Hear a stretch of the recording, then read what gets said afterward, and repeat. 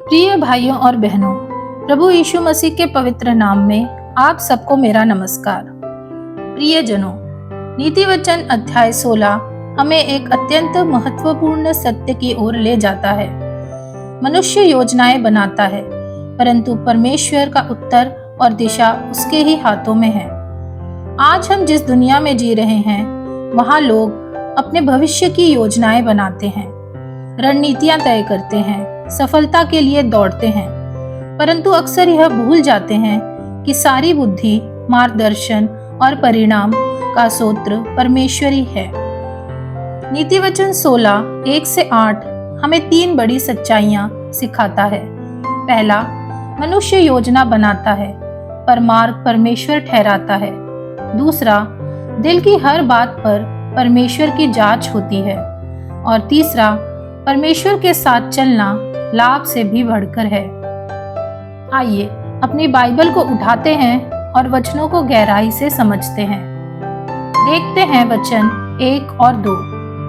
मन की युक्ति मनुष्य के वश में रहती है, परंतु मुंह से कहना यहोवा की ओर से होता है। मनुष्य का सारा चाल चलन अपनी दृष्टि में पवित्र ठहरता है, परंतु यहोवा मन को तौलता है। यह वचन बताता है कि मनुष्य अपने मन में योजनाएं, विचार और सपने बनाता है। मनुष्य अपनी योजनाओं को शुद्ध, सच्चा, अच्छा मानता है, परंतु उत्तर अर्थात अंतिम दिशा, अंतिम परिणाम, अंतिम सफलता यहोवा देता है। परमेश्वर उद्देश्य यानी मोटिव्स को देखता है। यह हमें सिखाता है कि योजना से पहले दिल की जांच करनी चाहिए। हम खुद को सही लगते हैं, पर हमारे इरादों को केवल परमेश्वर जानता है।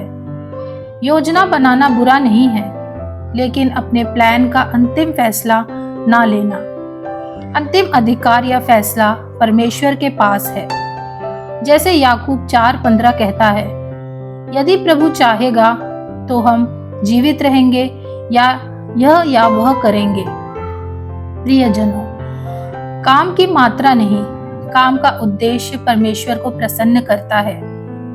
सेवा, दान, प्रार्थना सबका मूल्य उद्देश्य पर निर्भर है। इसलिए अपने हृदय की रोज जांच करें। आगे देखते हैं वचन 3 और 4। अपने कामों को यहोवा पर डाल दे, इससे तेरी कल्पनाएं सिद्ध होंगी। यहोवा ने सब वस्तुएं विशेष उद्देश्य के लिए बनाई हैं, वरन दुष्ट को भी विपत्ति भोगने के लिए बनाया है। वचन 3 हमें विश्वास और समर्पण का सिद्धांत सिखाता है, यानी सरेंडर, सबमिशन, ट्रस्ट। जब हम कहते हैं, हे प्रभु, यह काम तेरे हाथ, तो वह हमारी कल्पनाओं को स्थिर करता है, मतलब उन्हें दिशा देता है, उन्हें सुरक्षित करता है, उन्हें पूरा करता है और उन्हें विफलता से बचाता है। भजन संहिता 37:5 इसी बात की पुष्टि करता है। अपनी चाल यहोवा पर छोड़ दे और उसी पर भरोसा रख, वही पूरा करेगा। वचन 4 परमेश्वर के पर्पस पर केंद्रित है। संसार में कुछ भी बिना उद्देश्य के नहीं, सब डिवाइन पर्पस से बना है। चाहे परिस्थितियां अच्छी हों या कठिन, सब परमेश्वर की योजना में फिट है। रोमियो 11:36 कहता है, सब कुछ उसी से, उसी के द्वारा और उसी के लिए है। और रोमियो 8:28 कहता है कि परमेश्वर सब बातों में से भलाई उत्पन्न करता है। इसलिए प्रियो, पहली बात, जो काम परमेश्वर को छोड़ा जाता है वही स्थापित होता है। और दूसरी बात, आपकी जिंदगी में जो भी चल रहा है वह बिना उद्देश्य नहीं है। संघर्ष, आशीष, रुकावटें सब परमेश्वर की बड़ी योजना का हिस्सा है। इससे हम विश्वास में स्थिर रहते हैं और भय नहीं करते। देखते हैं वचन 5 और 6। सब मन के घमंडियों से यहोवा घृणा करता है। मैं दृढ़ता से कहता हूँ, ऐसे लोग निर्दोष न ठहरेंगे। अधर्म का प्रायश्चित कृपा और सच्चाई से होता है, और यहोवा के भय मानने के द्वारा मनुष्य बुराई करने से बच जाते हैं। वचन 5 हमें बताता है कि घमंड वह पाप है जिसने स्वर्ग में शैतान को गिराया। यशाया 14:12-15। और परमेश्वर घमंड का विरोध करता है। याकूब 4:6। परमेश्वर की उपस्थिति नम्र लोगों के बीच रहती है, घमंडी के नहीं। वचन 6 कहता है, दया और सच्चाई यीशु मसीह में पूरी तरह प्रकट हुई। यूहन्ना 1:14। जब मनुष्य परमेश्वर के डर में चलता है, वह पाप से दूर होता है। इसलिए पहली बात, हर दिन कहें, प्रभु मेरे भीतर नम्रता पैदा कर, क्योंकि घमंड रिश्तों को तोड़ता है, सेवकाई को रोकता है, आशीषों को अटकाता है। और दूसरी बात, रिश्तों में क्षमा और सच्चाई एक साथ होनी चाहिए। परमेश्वर का भय हमारे कैरेक्टर को मजबूत बनाता है।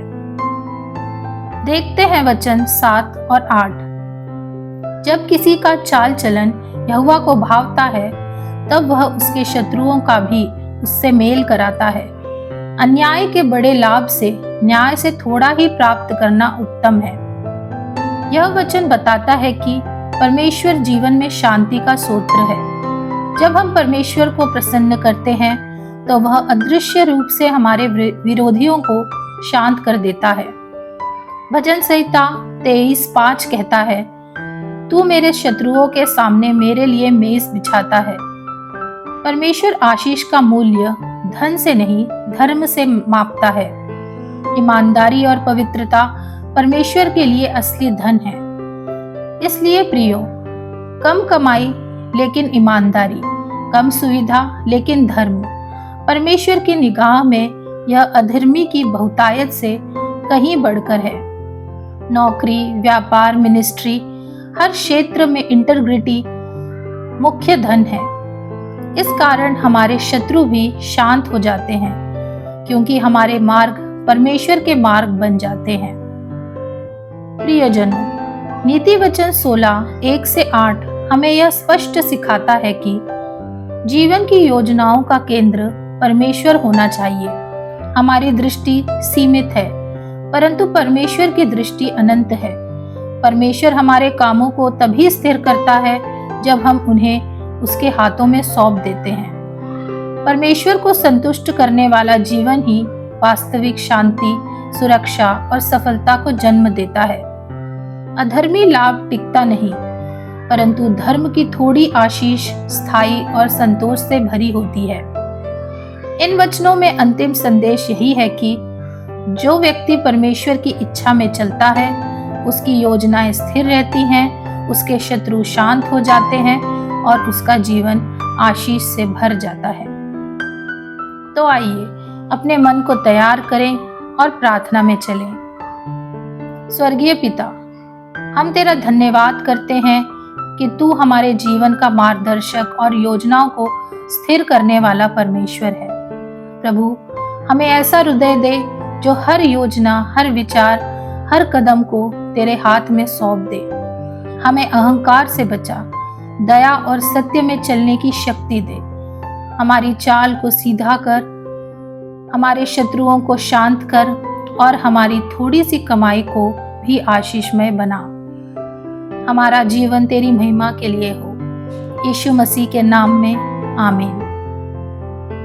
यदि यह वचन आपके जीवन को आशीष दे रहा है, तो इस वीडियो को लाइक करें, अपने मित्रों के साथ शेयर करें और हमारे चैनल को सब्सक्राइब करना ना भूलें। परमेश्वर आप सबको बहुत आशीष दे।